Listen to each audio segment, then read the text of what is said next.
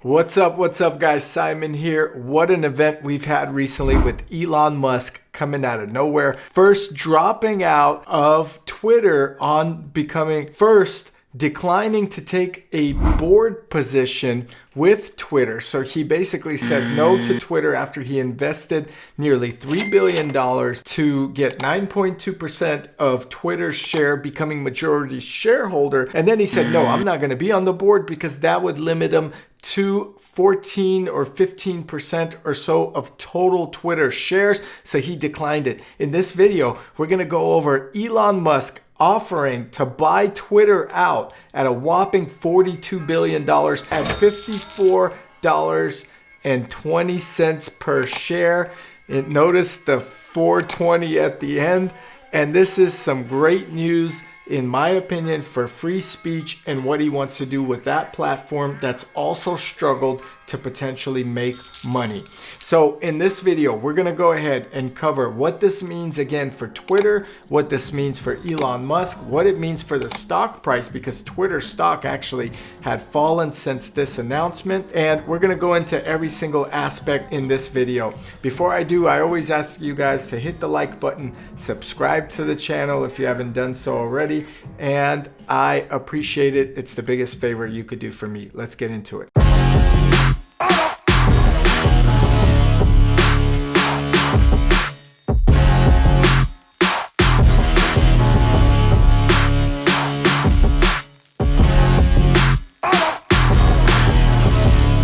Okay, so I'm looking on Yahoo Finance. He has offered to pay $54.20 a share. I mentioned that 420 is an interesting number at the end. I don't know if this is a parody or not, but Elon Musk is extremely serious in making Twitter a platform that opens up free speech. I think a lot of people that are billionaires do different things with their money.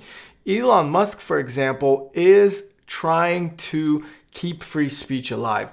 He is not against any opposing viewpoint. And in fact, recently he went on TED Talks, and it was his first interview since he had offered to buy Twitter at $54.20. And he said that basically freedom of speech is someone that you dislike talking about something you dislike, but they have the opportunity to do that. And he feels like Twitter and the recent media is not giving that opportunity to people out there, people in positions of high positions, presidents, etc., individuals in any type of sector. They don't have the freedom of speech. And Elon Musk is trying to change that. And he's putting in a whopping 42 plus billion dollars into it. Now, check this out. $54.20 a share is well above what Twitter is currently trading at. And it is trading right now at $45.08, and it's almost down 2% as of today and as of this video, which is April 14th. So this is kind of incredible because Elon Musk still probably believes his investment could go up and he could still make a lot of money on his investment. Twitter, in fact, at a 52-week high was at $73.34. So Elon Musk knows that he could probably make money on this investment anyway, but it's a risky bet. And I think he's doing it to preserve the freedom of speech on that platform. Now, also on TED Talks, when he was asked, does he have a plan B? And Elon said, yes, he has a plan B, and he does not care to share that at this time. You don't like to lose. If, in this case, you are not successful in, the board does not accept your offer, you've said you won't go higher, is there a plan B? There is.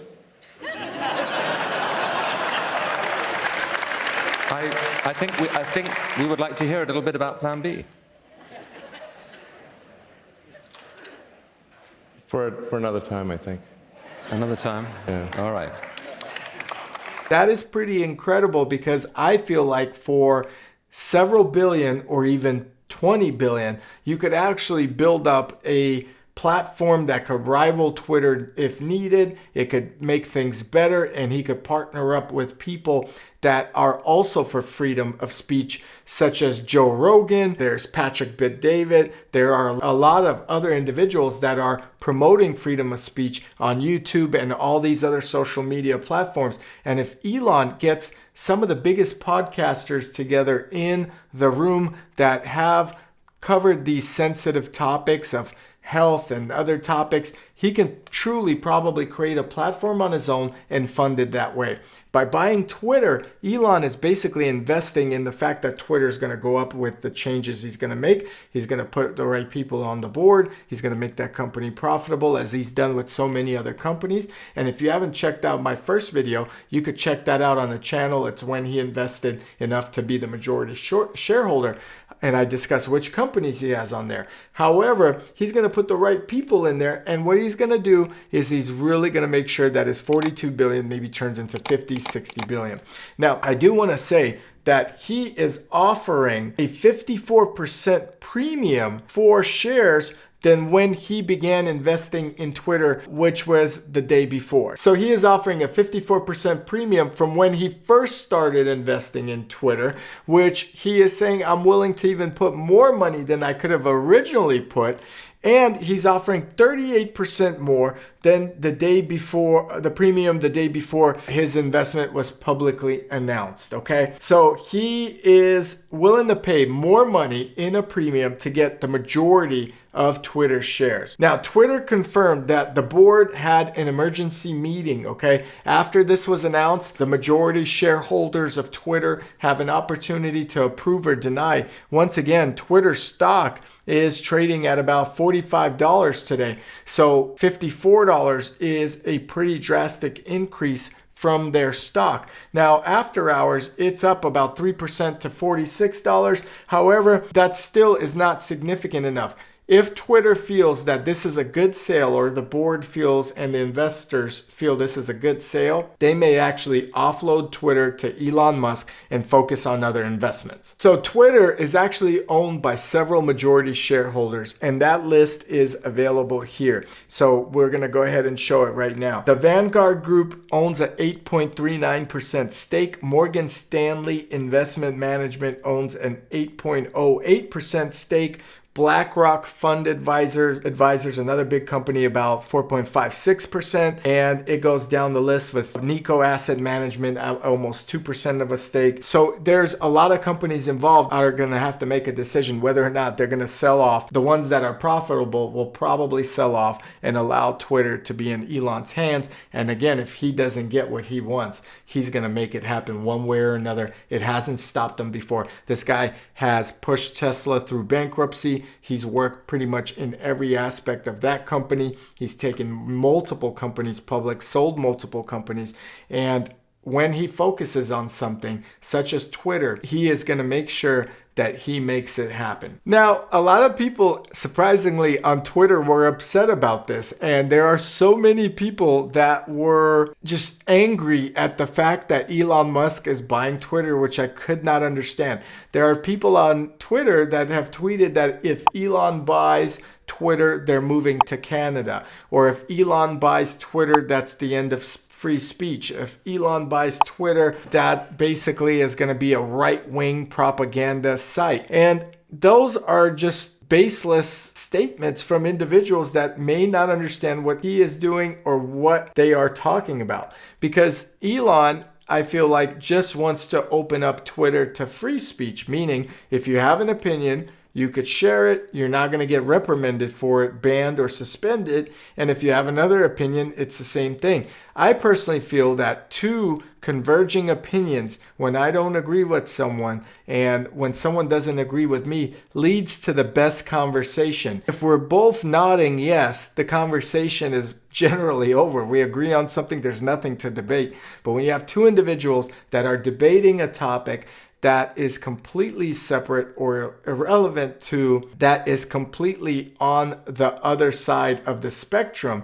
then you start realizing what that individual may be saying, and you start taking that in dissecting it, and then making up your own opinion. And sometimes opinions do change, and sometimes people need a different perspective to understand where that individual is coming from. So when I launch my podcast, I truly want to have individuals on the show or opinions on there that are different than mine, or that can add value to my own brain and my own opinions, where it would make a show more valuable to the viewer. On April 14th at 4:23 a.m., Elon Musk tweeted, "I made an offer." And that offer was the biggest offer in history for a company that's a social media company at one buyout amount. And I think it's a bold move. It's one reason why I think Elon Musk is one of the most powerful, most influential CEOs today. He's definitely a CEO that's a CEO of the people,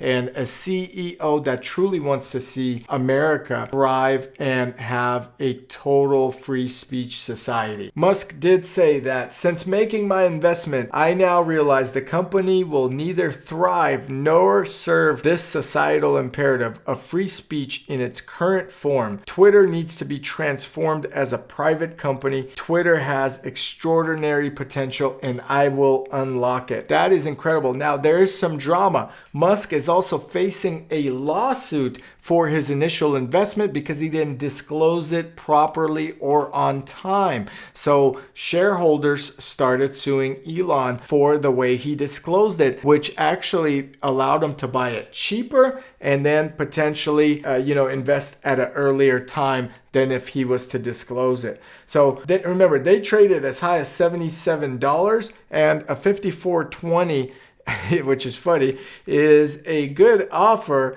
However, it's still not the peak of where Twitter was, okay? So the board will have to say whether or not, they will have to evaluate whether or not Twitter is going to go back up, and whether or not they can get more money from the shares, because Elon's off about $23, which is another 30 or so percent. As I mentioned earlier, Elon was on TED Talk, and he was with Chris Anderson there, and he said plan B is in the works if he cannot buy Twitter, or if his bid is rejected to buy Twitter. And despite Elon being the wealthiest person in the world at nearly $300 billion, which is incredible, that is a huge chunk of his money to offer up. And all of that 300 billion may not be liquid. So he may have it in stock. He may have it in investments, etc. So will Elon be able to even come up with the $42 billion right away is of question. When Musk was asked, "Do you have the funds?" he said, "I can do it. It is most likely possible." And he is sure he can come up with the money. Now, this isn't the first time Elon has got in hot water with the government or the SEC in regards to shares. If you guys remember, in 2018, I believe, Elon Musk said that he wanted to take Tesla private at $420, again, a 5420 a share. And that set the prices soaring, and he was not allowed to tweet such a thing, being that he was on the board and CEO of the Tesla company. He did settle with the SEC and the government and had to pay numerous fines for the statement that he made, which affected the stock prices. And it was nearly $20 million in fines for his statement about Tesla at that time. Now, Musk's vision for Twitter is having a completely open free speech platform with only moderation on speech against violence, speech that is hateful, and the speech needs to comply with the laws of the country. He also wanted to make the platform a little bit more open so that the people can critique and raise concern over what's being shared. He also said a timeout on Twitter is better than a permanent ban, as Twitter just locks you out of your account and they don't give you another opportunity most of the time. Also, he mentioned that there needs to be a big edit button for a certain amount of time to edit your post, and possible history of what was edited before, so people know exactly what was said, when it was said, and how it was edited. Of course, Twitter has remained silent, has not responded to any of these comments, and Elon even said because the Twitter employees are not even using their building in San Francisco, that he wanted to convert it to a homeless housing shelter, showing that he's a little bit bitter at the fact that San Francisco has fallen into such a homeless or drug zone in the Soma or South of Market area. So that was an interesting tweet as well. I'm sure Twitter investors and CEOs, as well as the people on the board, did not like that statement, but I thought it was funny because I have a condo a block away from there. Anyway, I hope you guys enjoyed this video. I think this is great news for Twitter. I think Twitter can be a better platform. I think it's going to be even better for pretty much everything that's involved in America, including elections, sports, freedom of speech. I think it's an important topic, and it is a topic that Elon passionately feels truly passionate about. And he is one guy that can actually have some type of impact on change by having other CEOs step up and also stepping up himself. I hope you agree with me. If you don't, comment below because I'm not going to be upset. Like the video if you did, dislike it if you didn't, and subscribe to my channel anyway to show your support or hate. Catch you guys here in the next video.